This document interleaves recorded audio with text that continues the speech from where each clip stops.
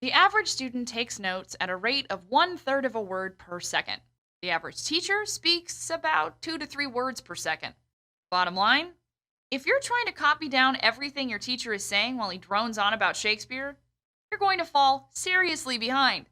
Note taking is an important skill in and out of school. It can make the difference between passing and failing a test, excelling at a job, or even enjoying a complicated movie.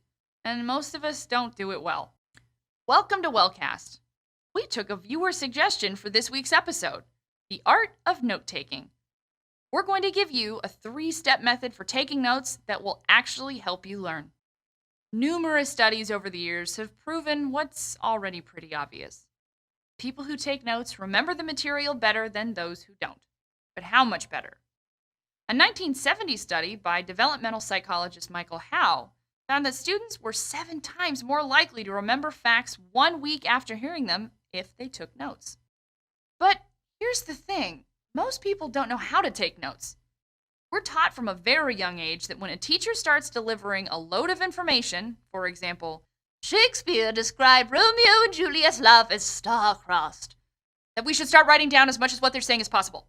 Phew! Well, this is an incredibly inefficient way to take notes. Why? You're not actually learning anything.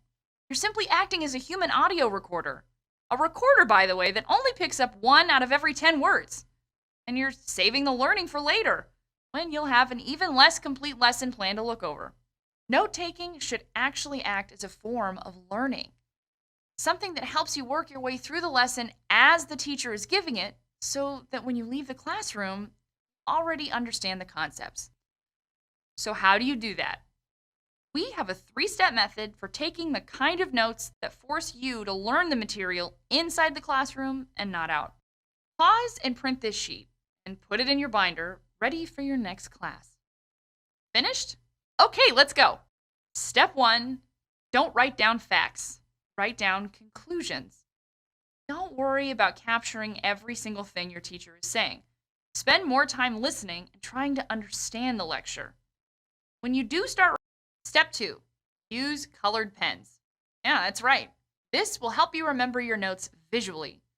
Also, if you establish a set template for your notes, you'll be able to take them more efficiently. Step 3, review your notes. Don't relearn them. Spend at least 10 minutes organizing your notes after class. If you want to test your comprehension, try teaching the material to a classmate. This will be a great marker to see if you've actually learned anything.